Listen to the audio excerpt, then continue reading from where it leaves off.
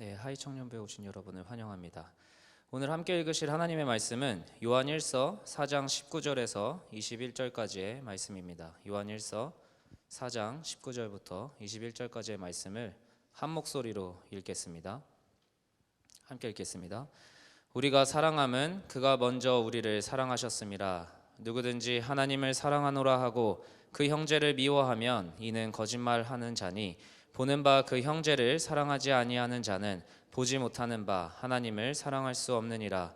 우리가 이 계명을 주께 받았나니 하나님을 사랑하는 자는 또한 그 형제를 사랑할지니라. 이는 하나님의 말씀입니다. 네, 아멘. 네, 우리가 이제 새롭게 한 해를 시작하면서 성장하는 청년부, 예수님을 닮아서 성장하는 청년부라는 주제로 1년을 살아나갈 것입니다. 근데 제가 어렸을 때부터 게임을 너무 못했어요. 하나님이 게임에 대한 재능을 아예 안 주셔서. 근데 유일하게 할 수 있었던 게임이 하나가 있었어요. 위닝 11이라는 축구 게임이었는데, 그 축구 게임을 보면은 선수가 이렇게 나와요. 그리고 이렇게 스탯이라는 오각형이나 혹은 육각형의 도형이 나옵니다. 한번 띄워봐 주시겠어요?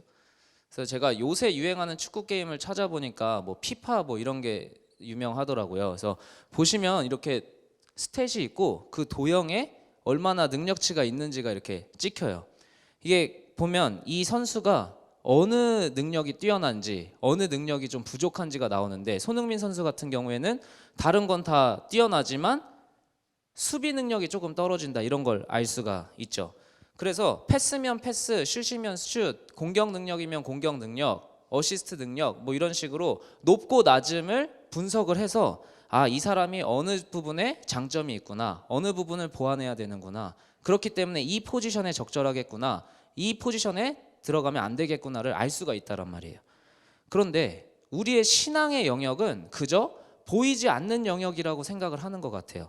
그러다 보니까 아무런 기준도 없이 내가 뭘 믿고 얼만큼 성장하고, 혹은 믿어지지 않으면 어떤 부분이 성장해야지 하나님에 대한 믿음이 생기는지에 대한 기준이 없는 것 같아요. 너무나 막연하게 그저 보이지 않는 신앙을, 교회를 다닌다라고 결정해 놓는 것 같아요.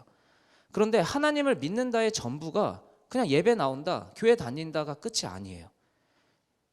그러고선 이렇게 말을 하죠. 야, 예배 드려도 별거 없더라, 교회 다녀도 별거 없더라. 당연하죠. 축구 선수가 꿈이라고 하고 패스 몇 번 해놓고 야, 패스해도 축구 별거 없더라 라고 이야기하는 거랑 별반 다를 게 없다라는 거예요. 그래서 기독교 역사에서 교회는 나름의 분명한 기준을 제시해 놨어요. 그게 앞에 보이시는, 그리고 또 제가 주보의 한 면에 넣어놨는데 5가지 꼭지점이 있어요. 예배, 말씀 선포, 교육, 교제, 봉사. 이 5가지의 기준을 같이 골고루 성장할 때 하나님에 대한 지식이 쌓이고 하나님과의 관계가 더 긴밀하게 잡혀가는 겁니다. 그래서 특별히 올 한 해는 이 5가지 기준을 4분기에 걸쳐서 나눌 거예요. 1, 4분기에는 예배와 말씀 선포를 주제로 얘기를 나누려고 합니다. 그래서 아까 성경 읽기 전에 틀어드렸던 영상을 올해 이제 처음 예배 미디어 팀을 만들었는데, 거기에 팀원인 한 자매가 만들어 주셨습니다. 그래서 여러분들이 이제 매주 그런 주제 영상을 같이 틀으면서 함께 예배에 대해서 묵상하는 1, 4분기가 되면 좋겠습니다. 예배가 중요하다는 말 너무 많이 들으셨죠? 예수를 믿고 나서 가장 먼저, 그리고 가장 자주 접하는 게 예배일 거예요. 어쩌면 예수를 믿는다, 하나님을 믿는다라는 그 정체성을 표현하기에 제일 좋은 게 시간을 내서 예배에 나온다라는 것 같아요. 그런데 문제는 조금만 오래 다녀도 예배의 매너리즘에 빠집니다. 그리고 무감각증에 걸리기가 쉬워요. 그래서 그냥 예배 자체의 생명력을 느끼기보다는 매너리즘에 빠져서 안 하기는 좀 찝찝하고, 그러다 보니까 그냥 해치워야 되는 숙제, 그냥 먹어버려야 되는 맛없는 음식같이 예배를 생각하는 경우가 있다는 겁니다. 예배가 그렇게 중요하다라고 얘기하는데, 혹시 이 자리에 앉아있는 여러분들 중에 예배에 갈급함이 없다, 예배가 특별한 게 없는 것처럼 느껴진다, 그렇다면 분명 우리에게 무언가가 회복되어야 된다는 거예요. 그럼 도대체 무엇이 회복돼야 되는가? 우리가 회복해야 될 예배의 정체성, 예배가 무엇인가? 그 대답을 오늘 나누려고 합니다. 첫 번째, 예배에서 회복해야 될 첫 번째는 하나님이 먼저 하셨다라는 겁니다. 우리의 예배는 하나님이 먼저 하셨다라는 거예요. 한번 따라해 봅시다. 하나님이 먼저 하시는 예배. 여러분에게 예배가 뭐냐라고 했을 때 짧게 한 문장으로 정의해 드릴게요. 여러분들도 이걸 기억하시면 좋겠어요. 예배가 뭐냐? 최대한 간략하게 정리하자면 하나님과 사람이 만나는 모든 것을 얘기하는 겁니다. 시간과 장소에 구애받지 않고요. 하나님과 사람이 만나는 그 모든 곳이 바로 예배의 자리가 된다는 겁니다. 다른 종교에서도 근데 예배라는 말을 써요. 그 예배도 초월적인 존재와 인간이 만나는 거라고 얘기를 해요. 그렇다면 도대체 기독교의 예배와 다른 종교의 예배의 차이가 있을까? 분명히 있습니다. 그냥 일반적인 종교는 인간이 노력을 해야 돼요. 인간이 정성을 표현해야 돼요. 그리고 나서 그 정성에 합당하다 생각하면 신이 내려와서 만나주는 게 종교가 말하는 예배예요. 근데 인간의 노력을 통해서 초월적 존재와 관계를 하는 게 종교다라고 얘기를 하니까 혹시 여러분들 요새 떠오르는 무신론자들 많이 얘기 들어보셨나요? 그 사람들이 뭐라고 얘기를 하냐면 신은 만들어졌다. 인간의 필요로 신을 만든 거다. 신이 진짜 있었던 게 아니라 인간이 먼저 신을 만들어냈고 그 신이 인간을 지배한 거다라고 얘기를 해요. 근데 성경을 다시 읽어보시면 여러분, 성경에서 단 한 번도 인간이 하나님을 필요로 해서 먼저 한 적이 없어요. 오히려 하나님의 짝사랑이에요. 하나님이 항상 먼저 하셨어요. 하나님이 만나자고 하시지 인간이 먼저 만나달라고 하는 이야기가 성경에 나오지가 않습니다. 짝사랑 해본 적이 있으신가요? 혹시 굳이 자신 있게 손들 필요는 없는데 저는 짝사랑을 안 해봤어요. 저는 일편단심 한 여자만 사랑해서 결혼을 했습니다. 표정이 왜 그러시죠? 근데 어쨌든 짝사랑을 해본 적이 없어서 제가 잘 그 느낌은 모르겠는데 하나님은 항상 짝사랑하신 거예요. 근데 짝사랑이 썩 유쾌한 느낌은 아닌 것 같아요. 하나님의 사랑 이야기가 적힌 성경 이야기를 보면 하나님은 인간과 관계를 맺기 위해서 부단히 여러 가지 시도와 노력을 하세요. 그리고 오늘 말씀은 그런 하나님을 뭐라고 얘기를 하냐? 사랑이다라고 얘기를 해요. 내가 높고 인간은 낮으니까 너가 먼저 날 섬겨라는 말을 하시지 않고 내가 먼저 너를 만날게 라고 하신 게 우리가 믿는 하나님의 속성이라는 거예요. 여러 가지 사랑을 정의할 수 있겠지만 먼저 하는 게 사랑인 것 같아요. 연애도 보면 조금이라도 더 사랑하는 사람이 고백을 하는 것 같고요. 조금 더 사랑하는 사람이 싸움을 해도 먼저 화해하자고 하는 것 같아요. 왜냐하면 사랑은 이것저것 계산하지 않기 때문에 그런 것 같습니다. 그래서 하나님은 항상 먼저 하셨어요. 결혼 상대자를 위해서 신혼집을 준비하듯이 최고의 것으로 보기 좋다라는 고백을 하시면서 이 세상을 아름답게 만들어 놓으시고 마지막에 인간을 딱 자리에 놓으신 거죠. 근데 거기서 또 틀어져요. 이스라엘 백성을 선택을 하시죠. 그것도 하나님이 먼저 선택을 하세요. 그러다가 결국 또 틀어지죠. 항상 하나님 말고 다른 신을 찾았기 때문에. 그게 바로 종교였어요. 우리 인간은 하나님을 먼저 찾지 않아요. 다른 신은 먼저 찾을 수 있지만 하나님은 절대 먼저 찾지 않더라고요. 하나님은 항상 짝사랑하셨어요. 그 짝사랑이 어떻게 됐냐? 결국 인간이 되기까지. 근데 인간도 왕족으로 오신 게 아니라 구유의 가난한 목수의 아들로 태어나셨어요. 가장 낮은 모습으로 오신 거예요. 결국 우리가 믿는 하나님은 다른 종교랑 다르게 먼저 하시는 분이에요. 계산하지 않고 너는 인간이고 나는 하나님이야. 그러니까 인간이 당연히 먼저 숭배해야지 라는 요구를 하지 않으세요. 그저 먼저 하신 거예요. 그리고 하나님을 믿는 사람들은 먼저 하신 하나님에 대해서 감사의 고백을 하는 관계인 겁니다. 그렇기 때문에 여러분, 우리가 드리는 예배가 진짜 예배가 되기 위해서는 이것을 기억해야 돼요. 뭘 기억해야 되냐? 하나님은 사랑이시다. 하나님은 사랑이시기 때문에 먼저 하신다라는 걸 기억해야 되는 겁니다. 오늘 우리가 드리는 예배도 똑같습니다. 거룩한 하나님과 죄인인 우리가 이곳에서 만나는 게 예배인 겁니다. 만남이 성립되기 위해서는 높은 자가 낮아져야지만 만날 수 있어요. 여러분들이 대통령을 만나기 위해서는 대통령이 여러분의 눈높이에 낮아져야지 만날 수 있어요. 쉽게 만나는 사람이 있다. 어떻게 보면 그거는 대통령이 그 사람을 자기보다 높게 생각하는 거겠죠.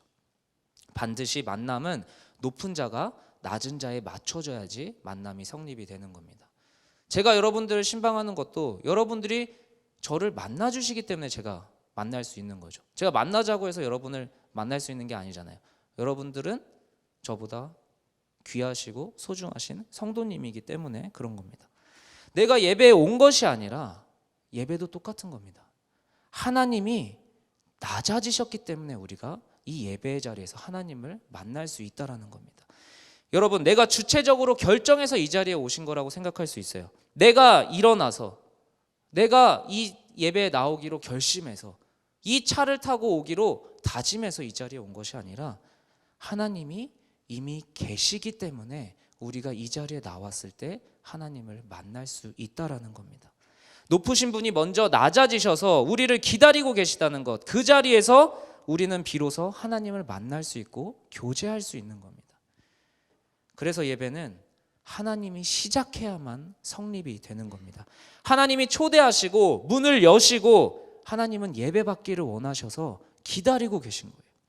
우리가 모였다고 해서 하나님이 오시는 게 아니라 하나님이 먼저 오셨기 때문에 우리가 모일 수 있다라는 게 우리의 예배인 겁니다. 그래서 교회의 전통은 예배를 항상 먼저 알렸어요. 혹시 1시 10분 전에 오시는 분들은 항상 우리 교회의 특수한 소리를 들으실 수 있을 거예요. 혹시 1시 10분에 항상 늦게 오신 분들은 모르실 수도 있겠지만 우리 예배는 1시 10분에 예배가 시작될 때 교회에 종이 울립니다. 근데 그 종이 울린다는 게 사실 되게 깊은 의미가 있어요. 뭐냐면 하나님이 예배의 시간으로 초청하는 초청의 소리라는 거예요. 그래서 옛날에 교회는 항상 마을의 중심에 있어서 교회의 종을 울리면 그 종소리를 듣고 마을 구성원들이 그 자리로 오는 겁니다. 우리의 예배는 하나님이 먼저 예비하신 그 자리에 우리가 찾아오는 겁니다. 그래서 그 예배를 통해 우리 삶을 점검하는 거예요. 하나님의 부르심이 내 삶의 출발점이구나를 고백하는 자리인 거예요. 이것을 매주 주기적으로 반복하면서 예배의 시작에서 강조하고 실천하고 점검하는 겁니다. 내가 주인처럼 살았던 한 주간의 삶을 이 교회에서 울리는 종소리를 통해 나의 주인됨은 하나님이시지, 이 기억을 다시 회복하는 것, 그게 예배의 자리인 겁니다. 하나님이 나를 부르셨구나, 내가 하나님을 만나러 가야지가 아니라 하나님이 나를 부르시는 그 소리에 내가 응답합니다. 하나님이 내 삶의 주인이십니다라는 고백이 바로 예배의 시작인 겁니다. 내가 일어나서 내가 준비해서 차를 타고 온 것이 나의 의지와 나의 노력과 내가 할 수 있어서 온 것이 아니라 하나님이 여러분들을 부르셨기 때문에 여러분들은 일어날 수 있었고, 여러분들은 차를 탈 수 있었고, 여러분들은 예배의 자리에 참여할 수 있게 된 겁니다. 그래서 인생의 주인이 바로 나라는 가르침을 주저없이 가르치는 이 시대에 다시금 나의 주인이 하나님이다 고백하는 시간이 예배의 시간인 겁니다. 이 예배의 시간을 우리가 다시 회복하기를 축복합니다. 나를 위해 자리를 준비하신 하나님께 나의 모든 정성과 애씀을 함께 표현하는 자리가 예배의 자리인 겁니다. 더 이상 성경에서처럼 짝사랑만 하시는 하나님이 아니라 진짜 내가 하나님을 사랑하고 하나님이 나를 사랑하는, 서로 사랑하는 그 완전한 사랑의 관계에 그 사랑을 누리는 하이청년부가 되기를 축복합니다. 예배에서 회복해야 할 두 번째는 바로 형제를 사랑하는 예배입니다. 따라해 봅시다. 형제를 사랑하는 예배. 하나님의 사랑이 회복이 되었어요. 아, 하나님이 나를 부르시는구나. 그래, 그 사랑에 내가 응답해보자 하고 예배 자리에 나왔어요. 근데 한두 번은 생명력을 느낄 수 있어요. 우리에게 또 남겨진 예배에 대한 수수께끼가 근데 있는 겁니다. 뭐냐? 하나님이 계신데 왜 우리는 반복적으로 습관적으로 드리는 예배 가운데 또 매너리즘에 빠지게 되는 것일까? 예배를 준비하는 사람이 잘못한 것일까? 하나님이 더 이상 이 예배에 참여하시지 않기 때문일까? 하나님이 이 교회를 버리시고 이 예배의 주인이 되시지 않았기 때문에 우리는 예배의 매너리즘에 빠지는 걸까? 오늘 말씀을 다시 한번 읽어보면 좋겠습니다. 이 말씀을 읽기 전에 우리는 이 예배에 대한 생각을 다시 바꿔야 돼요. 예배 드린다 할 때 이 예배를 상당히 개인적인 시간으로 생각을 하는 것 같아요. 그래서 인터넷으로 설교 들으면 되지, 인터넷으로 좋은 말씀 들으면 되는 거 아니야? 어차피 그것도 시간 내는 거잖아. 혹은 본질적으로 그 생각, 인터넷으로 예배 드리면 되지라는 그 생각에는 이 예배라는 단어가 갖고 있는 중요한 이해를 놓쳐버린 겁니다. 뭐냐면 예배가 아니라 그건 그냥 강의 듣는 거예요. 그거는 예배가 될 수 없어요. 인터넷으로 설교 듣는 건 성경에 대한 강의가 될 수는 있을지언정 그것이 예배가 될 수는 없는 겁니다. 예배는 인터넷으로 아무 데서나 혼자 드려도 되는 게 예배가 아닌 겁니다. 그래서 예배라는 단어를 다시 점검해 봅시다. 이거 혹시 읽으실 수 있는 분이 있나요? 없어요?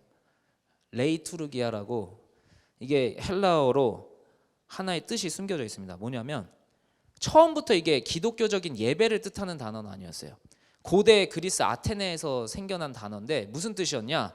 부유한 시민이 부담하던 공공봉사예요. 그러니까 이 아테네라는 그 도시국가를 다루기 위해서는 여러 가지 일들이 있을 수 있잖아요. 이거를 시민 전부가 같이 감당해야 되는 공공의 일을 뜻할 때 레이투르기아라고 했어요. 근데 초대교회는 이 단어를 차용해서 하나님께 예배를 드린다 할 때 그 예배를 이 단어로 쓴 겁니다. 무슨 말이냐? 예배는 혼자 드리는 게 아니라는 거예요. 예배는 본질적으로 함께 하나님을 섬긴다라는 뜻이 그 단어에 들어있는 거예요. 그렇기 때문에 예배는 하나님이 기다리는 시간과 장소에 개인으로 나아올 수는 있지만 함께 하는 것이에요. 함께 드린다라는 게 예배에 이미 포함되어 있는 거예요. 개인이 드리는 예배는 완전한 예배가 될 수 없다라는 거예요. 함께하고 함께 드리는 것이 예배의 본질적인 의미입니다. 그런데 그냥 그 시간에 나와서 우리가 그냥 자리에 앉아서 다 같이 드리면 되냐? 그게 아니라 오늘 말씀을 눈여겨서 봐야 되는 거예요. 말씀을 오늘 20절을 한번 다시 읽어봅시다. 20절 띄워주세요. 한번 큰 목소리로 함께 읽겠습니다. 누구든지 하나님을 사랑하노라 하고 그 형제를 미워하면 이는 거짓말하는 자니 보는 바 그 형제를 사랑하지 아니하는 자는 보지 못하는 바 하나님을 사랑할 수 없느니라. 이것이 정말 중요한 겁니다. 예배의 자리는 본질적으로 하나님을 만나는 자리죠. 그리고 하나님을 경험하고자 나오는 거죠. 근데 하나님을 사랑한다고 나의 마음에는 하나님을 사랑하는 것 같은 마음이 있어. 근데 왜 예배에 나오면 하나님이 안 느껴지는 걸까? 왜 하나님이 없는 것 같이 느껴지는 걸까? 하나님은 도대체 어떻게 경험을 해야 되는 걸까? 오늘 본문은 분명히 말하는 겁니다. 하나님을 사랑한다고 하고 형제를 미워하면 그건 거짓말이야. 그리고 그런 거짓말을 하면 형제를 사랑하지 않으면 보지 못하는 하나님을 너희가 당연히 못 보는 거야 라고 얘기를 하는 겁니다. 여기에 예배 회복에 큰 실마리가 있는 겁니다. 예배는 본질적으로 공동체적인 거라고 말씀을 드렸어요. 함께 드리는 거라고 말씀을 드렸어요. 근데 함께 예배한다는 건 그저 같은 공간에 같이 있으면 된다라는 게 아니라 함께 사랑해야 된다라는 거예요. 하나님이 우리를 사랑하셨듯이 그 사랑에 반응해서 내 형제를 사랑할 때 우리는 진짜 예배가 된다라는 겁니다. 하나님의 사랑을 회복해도 하나님을 사랑하는 것 같이 느껴져도 하나님이 보이지 않는 청년들이 이 자리에 있다면 하나님을 볼 수 있는 유일한 방법은 형제를 사랑해야 된다는 겁니다. 우리에게 필요한 것은 바로 우리의 시선이 하나님을 향하는 만큼 내 옆의 지체를 사랑의 눈으로 바라봐야 된다는 겁니다. 여러분들 로마 제국을 아실 거예요. 로마 제국에 기독교 박해를 심하게 한 사람 얘기해 보라 하면은 뭐 네로, 여기까지는 금방 나오죠. 근데 뭐 그 다음이 도미티안이 좀 셌죠. 근데 그 다음에 또 센 사람이 있었어요. 지금 사진에 나오는 사람인데 트라얀 황제라고, 이 사람도 그 로마 10대 박해자 중에 한 명이었어요. 이때 엄청난 순교자가 많이 나왔는데 이 황제가 집권 당시에 비두니아 본도 지역의 총독이었던 플린이라는 총독이 있었어요. 근데 이 사람이 로마의 황제의 칙령이니까 엄청 기독교인들을 박해하고 있었는데 어느 날 현타가 온 거예요. 얘네를 내가 왜 이렇게 죽여야 되지? 라는 생각이 문득 들었어요. 그래서 자기 부하들을 그리스도인으로 위장을 해서 당시에는 그 카타콤이라고, 카타콤이 무슨 뜻이냐면 카타가 이제 중간에 주위에라는 뜻이에요. 콤이 뭐죠? 무덤. 그러니까 무덤에서 예배드리는 그 그리스도인 공동체에 몰래 잠입을 시킵니다. 그리고 나서 그 부하들이 기독교인들이 생활하는 거를 면밀히 살펴봐요. 그리고 나서 보고를 하는데 죽일 이유가 하나도 없는 거예요. 그래서 다시 이 처벌 문제를 문의하는 공문을 트라이안 황제한테 보내요. 제가 보니까 이 사람들은 죽일 만한 일이 하나도 없습니다. 오히려 이 사람들은 스스로 하나님을 위해서 자신의 모든 것을 바칩니다. 그리고 서로를 사랑하는 특별한 모습이 있습니다. 전혀 하나님을 믿지 않고 전혀 기독교에 대해서 알지 못하던 자가 거기에 잠입해서 그들의 공동체를 진짜 살펴본 사람의 보고를 듣고 쓴 공문에 그들은 진짜 서로 사랑하는 공동체였습니다. 그 말밖에는 못했던 거예요. 근데 진짜 재밌게도 그 카타콤 벽에는 이런 문구가 적혀 있었다라고 합니다. 우리가 서로 사랑해서 이곳에서도 천국을 경험한다. 제가 뭐라고 그랬죠? 그들은 무덤, 카타콤에서 예배를 드리고 있었는데 그 무덤에서 천국을 누리고 있었던 겁니다. 그들은 그저 성경 말씀, 하나님의 말씀을 듣고 나누고 끝내는 것이 아니라 그 말씀대로 살아내다 보니까 그 죽음의 상징인 무덤이 천국으로 변화시켜버리는 능력을 갖게 된 겁니다. 죽음의 상징인 무덤, 묘지에서 천국을 누리고 있었습니다. 그들은 묘지 안에서도 천국을 경험한 진짜 예배를 드리고 있었던 겁니다. 예배는 하나님이 준비하시고 그 자리에 나온 사람들이 하나님을 만나는 자리라고 했어요. 그리고 그 만남은 사랑이 바탕이 돼야 된다라고 얘기했어요. 우리가 영상에서 봤듯이 가치 있는 예배, 살아있는 예배가 되기 위해서 우리가 회복해야 될 건 단순히 하나님의 임재만이 아닙니다. 그 하나님의 임재를 통해서 느낀 그 사랑을 내 이웃을, 내 형제를, 내 자매를 사랑하는데 애를 써야 되는 겁니다. 우리 안에서 하나님의 임재가 드러나는 방법을 오는 본문은 분명히 가르쳐 줍니다. 보는 바 그 형제를 사랑하지 않는 자는 보지 못하는 바 하나님을 사랑할 수 없다. 하나님의 사랑을 드러내는 유일한 방법이 바로 우리 안에 사랑이 드러날 때 보이지 않는 하나님을 보게 된다라는 겁니다. 마치 보이지 않는 전기가 불 켜진 등불을 통해서 전기가 있구나라고 알려지듯이 눈에 보이지 않는 바람이 펄럭거리는 깃발을 통해서 바람이 부는구나라고 느껴지듯이 영이신 하나님이 우리 안에 이 세상 안에 드러나는 유일한 방법은 눈에 보이지 않지만 서로 형제와 자매가 사랑하는 그 사랑 가운데서 보이지 않는 영이신 하나님이 드러난다라는 겁니다. 하나님의 사랑으로 모인 우리가 반드시 보여야 되는 것, 그것은 형제 사랑을 통한 하나님인 것입니다. 세상은 이런 하나님의 사랑이 드러나는 걸 부인하고 싶어 해요. 불편하니까 거부하고 싶죠. 그러나 사랑이신 하나님은 서로 사랑하는 형제를 통해서 보여지는 거예요.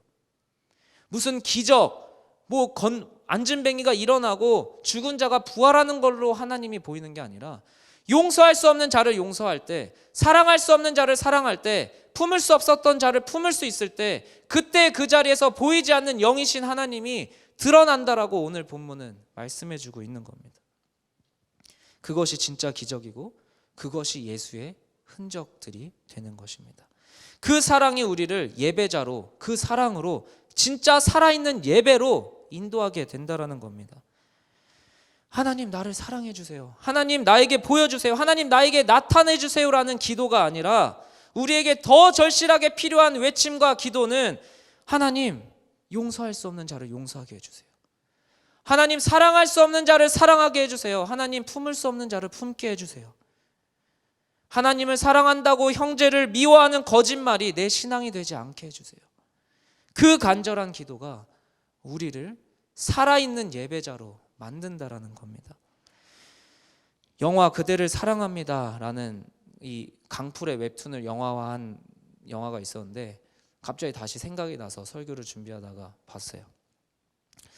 우리가 걸어가게 될 그 길입니다. 우리가 언제 저런 할아버지 할머니가 다 될 텐데 여기서 한 가지 기억나는 그 부분이 있더라고요. 여기 김수미 씨가 이제 연기하신 게 치매 걸린 할머니예요. 그리고 저희 맨 오른쪽에 송재호 어르신이 연기한 그분이 이제 김수미 씨의 남편으로 나오는데 치매가 너무 심하게 걸려가지고 매일 그 밖에서 문을 잠그고 출근을 하는 거예요. 왜냐하면 뛰어나오면은 잃어버리니까. 근데 더 가슴 아픈 건 이 할머니가 암에 걸린 거예요. 말기암에. 이 말기암에 걸리고 아내가 죽음을 앞둔 상황에 이 김수미 씨의 정신이 맑게 순간 돌아옵니다. 그때를 이제 알고 남편도 이제 김수미 씨의 수명이 얼마 남지 않은 걸 알고 이야기를 해요. 나 다시 태어나도 당신이랑 결혼할 거야. 근데 당신은 어때? 라고 물어봤더니 이 할머니가 뭐라고 그러시냐면 난 싫어 라고 얘기를 하는 거예요. 왜 싫어? 라고 얘기를 했더니 내가 이 평생 당신한테 짐만 되고 신세만 졌는데 어떻게 또 태어나서 당신한테 짐이 되고 힘들게 할 수가 있어 라고 얘기를 하는 거예요. 저는 당연히 반대라고 생각을 했거든요. 그렇게 물심양면으로 사랑을 주고 희생을 하면 이 사람이 지쳐서 다시는 내가 너랑 결혼 안 한다라고 얘기할 것 같았어요. 그리고 받은 사람은, 사랑을 마음껏 받은 사람은 나 너랑 결혼할 거야. 너만큼 나를 잘 맞춰주는 사람이 없어 라고 얘기할 줄 알았어요. 근데 반대의 대사가 나오더라고요. 그러면서 이 할아버지가 뭐라고 얘기를 하시냐면 당신 왜 그래? 내가 당신을 만나서 얼마나 행복했는데, 당신을 만나서 얼마나 기뻤는데 라고 이야기를 하는 거예요. 할아버지의 대화를 들으면서 그 저 어렸을 때는 몰랐던 그 뭉클함이 있었어요. 아, 자기를 버린 사랑을 해본 사람은 그 사랑을 경험한 사람만이 아는 기쁨이 있구나. 우리 안에 자기를 버린 아가페의 사랑이 회복되기를 축복합니다. 사랑받는 쪽에서는 염치 없다라고 할 수 있어요. 근데 오히려 사랑을 주고 희생을 한 할아버지가 더 기쁘고 그 기쁨이 너무 큰 나머지 나는 태어나서 다시 태어나도 당신이랑 결혼할 거야. 우리 안에 이 나를 버리는 사랑, 나를 희생하는 사랑, 내어주는 사랑을 통해 진짜 기쁨을 누리는 하이 청년부가 되기를 축복합니다. 제가 누누이 얘기하죠. 세상이 줄 수 없는 기쁨을 예수님이 약속하셨다. 세상이 줄 수 없는 기쁨을 얻기 위해서 이 자리에 나와 놓고 계속해서 세상의 방식으로 살면 세상이 줄 수 없는 기쁨을 누릴 수가 없는 거예요. 세상의 방식이 아닌 예수님의 방식으로 살 때 세상이 줄 수 없는 기쁨을, 세상이 줄 수 없는 사랑을 누리게 되는 겁니다. 그리고 그 방식은 나를 오늘 희생하는 것, 나를 내어줘 보는 것, 용서할 수 없는 자를 용서해 보는 것, 품을 수 없는 자를 품어보는 것, 말 걸지 못했던 자에게 말을 걸어보는 것. 세상의 방식이 아니라 예수의 방식으로 살 때 우리는 다시금 세상이 줄 수 없는 기쁨이 아닌 예수님만이 주시는 기쁨을 얻을 수 있게 되는 겁니다. 2020년 하이 청년부 예배가 습관적인 예배에서 무가치하게 끝나지 않기를 소망합니다. 우리 공동체가 하나님을 드러내는 공동체가 되기를 소망합니다. 사람의 이름, 사람의 존재가 기억되는 게 아니라 그 사람을 통해서 예수님이 드러나는 공동체. 죽음의 상징 무덤에서 우리가 서로 사랑해서 이곳에서도 천국을 경험한다라는 고백이 써 있었던 카타콤의 예배처럼 평생 헌신하고 희생한 사람만이 경험할 수 있었던 그 기쁨을 마음껏 누리는 이야기가 이 하이 청년부에 가득하기를 축복합니다. 이 세상을 봅시다. 모든 것을 가져도 지옥으로 만드는 이 세상에서 모든 것을 내려놓고 천국을 만드는 기적이 하이 청년부에 충만하게 되기를 꿈꿉니다. 이 시간 우리가 먼저 함께 기도하면 좋겠습니다. 여러분이 나와오신 이 예배의 자리는 그런 곳입니다. 하나님이 스스로 낮아지신 자리인 겁니다. 항상 우리보다 먼저 준비하시고 먼저 해결해 주시고 그래도 하나님을 섬기려고 하지 않는 자들에게 끊임없이 사랑의 손길을 내미신 하나님이 기다리고 계신 자리가 여러분들이 앉아있는 이 예배의 자리인 겁니다. 그 하나님이 오늘도 우리를 위해 이 예배의 자리를 준비하신 겁니다. 여전히 부족한 자가 설교를 하고 부족한 자들이 찬양한다고 할지라도 그 부족한 자들을 통해서라도 여러분들에게 위로와 새로운 힘을 주시려고 이 자리를 126년이나 지켜주신 하나님은 부족한 분이 아닌 겁니다. 여러분이 매주 오는 예배의 자리는 어쩌면 126년을 기다리신 하나님의 기다림이 비로소 열매 맺는 자리가 될 수 있을 겁니다. 여러분이 예배를 생각하는 태도가 어땠습니까? 내가 선택하고 내가 헌신하고 내가 결정해서 나아온 자리라면 이 시간 하나님이 먼저 하셨다, 하나님이 나를 위해 이 교회를 지키시고 하나님이 나를 위해 126년 동안 이 땅에서 이 자리에서 이 교회를 세우시고 여러분들을 기다리셨다라는, 하나님이 먼저 하셨다라는 그 고백이 우리 안에 회복되어야 되는 것입니다. 하나님, 나를 위해 이곳에서 126년을 기다려주셔서 감사합니다. 하나님, 이곳에 예배의 자리를 먼저 펼쳐놔 주셔서 감사합니다. 나에게 주시고 싶으신 것을 준비해 주셔서 감사합니다. 이 시간 여러분의 헌신보다, 결단보다 먼저 준비하신 하나님을 기억하며 이 시간 함께 그 하나님을 기억하며 함께 기도합시다. 하나님, 이 시간 우리가 함께 기도하며 나아갑니다. 주님의 청년들이 나아갈 때에 내가 선택한 인생, 내가 주인이 된 인생, 그 인생만이 가치 있고 그 인생만이 의미 있다고 생각하는 이 시대에도 여전히 우리를 기다리시고 여전히 우리를 위해 예배의 자리를 만들어주시고 마련하여 주셔서 감사합니다. 하나님, 우리 안에 그 감사함이 회복되게 하옵소서. 하나님이 초청하셨습니다. 하나님이 부르셨습니다. 그래서 내가 이 자리에서 예배를 드립니다. 내가 선택한 자리가 아님을 알게 하시고 이 자리에 나오게 하신 하나님의 섭리를 믿음으로 고백하게 하옵소서. 연동교회가 토한 이 자리에서 126년의 역사를 진행하신 하나님의 기다리심을 우리가 감격하게 하시고 감사하게 하옵소서. 그 감사함이 우리의 예배를 회복하실 줄을 믿습니다. 그 감사함이 우리의 인생을 회복할 줄을 믿습니다. 이 시간 함께하는 연동의 청년들이 하나님의 기다리심을 묵상하며 예배하게 하시고 내가 무엇을 받는 자리가 아니라 하나님이 먼저 준비하신 자리에 감사로 응답하는 자들 되게 하여 주시옵소서. 이 자리에 감사가 회복되게 하시고 이 자리에 기쁨이 회복되게 하시고 그 감사와 기쁨으로 아버지 하나님 항상 감격하는 아버지 하이 청년부의 인생들이 되게 하여 주시옵소서. 우리의 예배가 하나님을 찬양합니다. 우리의 예배가 하나님을 기억합니다. 그러나 이제 우리 예배에 하나님이 보이기를 원합니다. 우리의 막힌 담, 우리의 막힌 심령이 열리기를 소망합니다. 이 시간 서로의 모습에서 하나님을 보게 해달라고 함께 찬양하며 나아가겠습니다.